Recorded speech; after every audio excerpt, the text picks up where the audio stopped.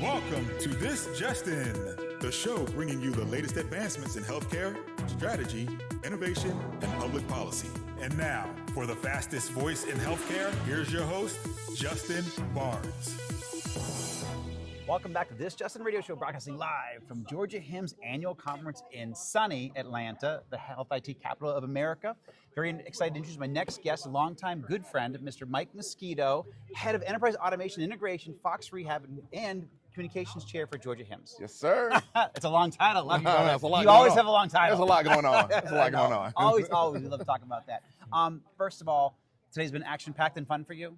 Busy. Our largest attendee conference I think we've had today. It's been great. Yeah. New location, a lot of new faces, a lot of new partners and vendors on the floor. So it's awesome.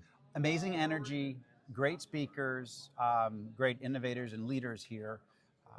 And over 500 people. So I was actually, doing some of the math. I think that is the largest annual conference, certainly for a regional chapter that I'm aware of. Yes, I think so. I think we've eclipsed what we've ever seen here in Georgia, and I attend a lot of other conferences, and I know they put a lot of numbers together, but this is, I think, we pulled out of state, in state, around the state together. Absolutely, yeah. I mean, I came up from Florida. I wouldn't miss it for the heck of it.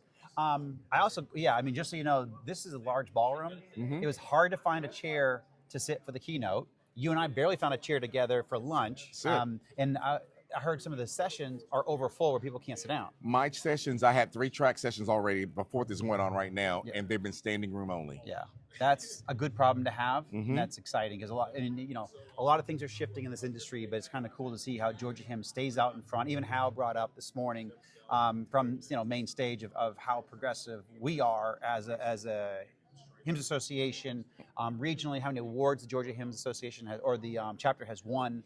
So it's exciting. Yeah, we stay at the forefront of keeping up with what we're doing as a chapter, make sure we're promoting our events so that we can raise that money for these scholarships around the state. These students come to us with a mission to join us in healthcare, and so this chapter raises that money every year, all year long. We do it all year long. Yeah, and then also, as Hal mentioned last night at dinner, society. We are truly a society. We lean on each other, we learn from each other, we help each other. It's really cool. And it's a society that's open to everybody, though. It is. It is. We're very collaborative in that way. And I urge the partners that come to me like, hey, I'd like to do more. I'm like, well, then get involved, get engaged. Right. A lot of us that you see, they see you and I together. They're like, oh, how do you know Justin? Like, I've known Justin for over 20 years. Exactly. And so it's not like We're in the trenches together. Yeah, he fly by night here. Yeah. This is one of those where if you're in healthcare, the executives want to see you engaging. They want to see you at the events that we're at, the Meet the Board events coming up. So if you want to come out and meet one of the board members, one of the CIOs, you got to come to those events and engage. That's very true. And learn. I mean, I think also one of my biggest things is you and I, we have our hands on a lot of stuff. We meet a lot of people. We talk, but you know what? These sessions now, I'm learning a ton. It's also time to educate ourselves and get back in and learn, because we go to these places, we tend to talk a lot, but now it's also, there's so much happening. It's good to listen a lot. So I think that's what I love to get out of not only today, but then also the National HIMSS Conference, March 9th, HIMSS 26 will be back around in Las Vegas. You and I will be there. We'll certainly do a show together, absolutely out there. But that's what, there's so much to learn. I mean, you're hearing like ambient listening. So let's dive in a little bit on the technology side. Okay. Or what progress, before we dive into technology specifically, what progress are you most excited to see in the industry today? The education around AI, not just the word, not just the application, I've got something for you, but the education, elevated to the next level. I just finished a session out in Colorado for another conference, and I gave a pre-conference workshop on prepare for 2030 in your job today. And the education that's going to be required for you to either keep your job or elevate yourself to the next level in your job. There you go. And that's required, right? If you want to be in this high-tech, high-fast-paced, whatever industry you're in, but especially in healthcare, because there's so much information out there, good and bad, about AI. We know it's doing some good. Absolutely. We know it has the capacity to do bad. Yep. The actors in the room have to have the ability to notice and notify when that's going on. So I'm most excited to see that education level elevated and use case being elevated with the consciousness that the human in the room is the guiding force behind the technology. Right. That alone is a best practice too. You got to have a human in the loop, I think is one of the terms. That's exactly right. Very important. So I just published a playbook on AI, and that's actually one of them. You got to have a human in the loop is a best practice, but you got to start, you got to dabble, start small in a lot of cases. I heard some big numbers today about things great on large accomplishments, but you also don't want, you want to take this very methodically, research, know the problem that you're solving for, Right. and be very methodical about that. And I think that a lot of the partners I educate, I'll be in health.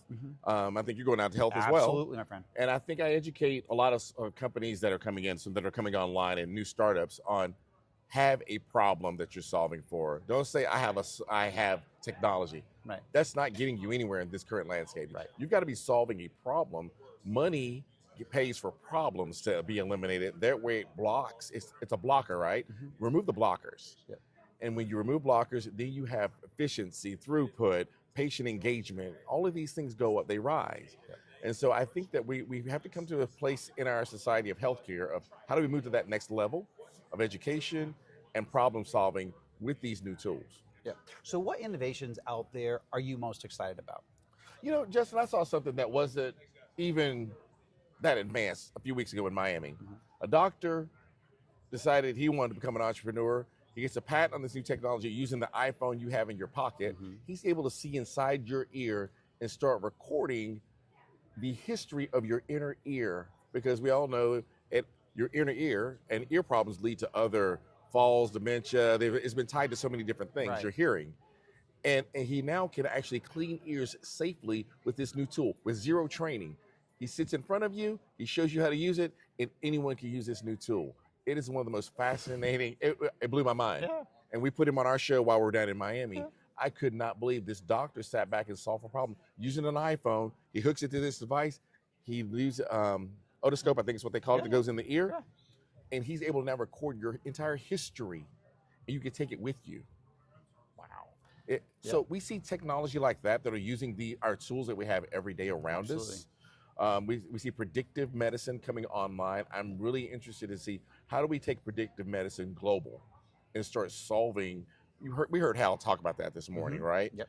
That is exciting. It should be exciting for folks that are in these treatment programs, and they can see a doctor in Europe has this population of people that are similar to this population here in the U.S. And now with these large algorithms, I can now assimilate a model that can solve problems between them, because different continents, have collaborated.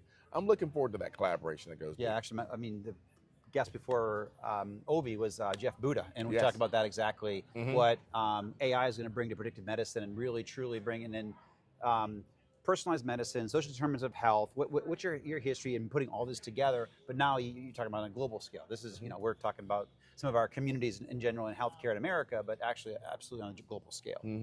So very cool. What do you think about, I mean, we've heard some really cool stats. I've heard some really cool stats today about ambient listening, even in the exam room. I mean, it's really cool stuff. What are your thoughts there? I really think you're going to see that stat blow through the roof. Before doctors were skittish about it, I think now they realize that the time saved, the engagement model with the patients is at a higher level. Patients are now aware that, doc, do whatever that thing you do with the thing that's listening to us, as they say. And I think that you're going to see that engagement model for doctors go through the roof. They're going to want more. They're going to command more from that IT team in that vein, because they know it's working for them. Yeah. And those that are skittish about it, they may be laggards, but I think they'll eventually come along. Oh, absolutely. But I think that technology has provided a new landscape for our doctors and clinicians that need it. It's been long overdue for the labor-intensive environment in that exam room. You know who, a good friend of ours, and certainly a person you recently worked with, very impressed. We had an amazing show earlier today. Is Chris Paravate, what he's built at Northeast Georgia. Amazing. It is amazing. He's a phenomenal leader, but you can tell how phenomenal leaders build amazing organizations. Yes, and he drinks the Kool-Aid himself. He does. While he's passing it out. Yeah. And everyone, just to watch Chris work is amazing. Yeah. Because he grew up in that organization. Right. He grew up from being support. Yep. And I'm gonna give you. So I joined Northeast Georgia. I get my credentials. I'm at Chime Fall Forum. Something due to error of mine or something, I blew away my entire Northeast Georgia profile on my phone while being out of the office. And Chris had told me something I wanted to do with the ServiceNow practice. And he paused me. He goes, Mike, I grew up in this organization. He said, when you call our support desk, it's an experience. Right.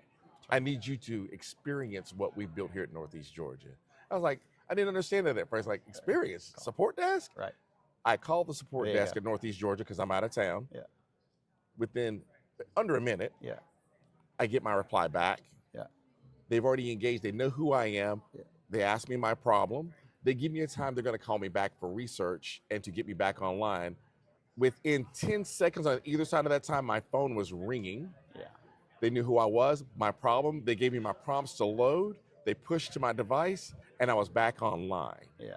And it was an experience. It was Right. what he told me. Yeah. Yeah. It was an experience. And I had to call him while I was out there. I said, I know you're on your way out here to be at the Fall event Farm, with yeah. me.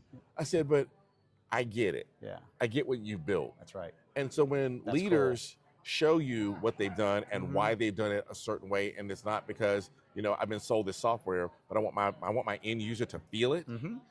That's when you know that leader really means good for the organization and for the community they're building. Yeah. Very well said. Closing second, big question, a minute or so. What's a strategy or trend that we have to be ready to navigate in 2 to 3 years from now? Where should we be looking down the road? Where the puck's going to be? Where the puck's going to be is how many clinicians and physicians and patients will be collaborating over these new tools, and how do we get them there? But how do we get access to that information? I don't think we have the infrastructure wholly breaked out yet for our rural communities, Mm-hmm. and I think we need to get that puck down that road. That's actually a great point. I really think we're talking all this great tech, but most of our population in Georgia is rural. Right. Well, In most of America, yeah, is rural. Right, is Yeah, rural. And absolutely. so we're only talking about the populous areas that have high speed and Yeah. gig networks, and we've got to put that puck where these people are, and it's in the rural communities. That's a great We've got to point. address that. That's where our patients need us. Yeah. That's where our technology needs to be, and we need to have our vendors, Comcast, Charter, Spectrum, AT&T. They need to come along this ride and help us figure out how to put that puck in those communities. That's good, yeah. And there's also, they've been given money. I mean, there's 10 billion here, 15 billion there. There's Right. money out there for them to Mhm. do that. So I That's it. agree, we got to invest in those infrastructures. Yeah, I mean, even our keynote at lunchtime talked about how he didn't have internet that last mile in Oklahoma. That's it. You know? That's it. And that's exactly, and that was a while ago, and it's still, yeah, to your point, this Mhm. today. Fall forum, so closing second, fall forum, well, HLTH in a couple weeks. And then, well, you're Okay. leaving somewhere else even now. Yeah, You so got- I go from here, I go to my conference, which is Yep. Future of Care Spaces, Yep, and then I go right into health. yep. Then I go right into Fall Forum, where I keynote in 4th day at Fall Forum. And then I think I get a little bit of a break, Yeah. and then I come back. I think I'm doing like another HIMSS event in LA, and then I'll be here for our Georgia HIMSS closing event for the year. Amen, brother. Mike Mosquito, so great to see you, as See you. always. Great to see you, Justin. And I'll Thank you see for you having in me. 10 days in Vegas. Definitely. Thank you for Look forward. having Thank me. you, brother. Thank you. Thank you. Awesome.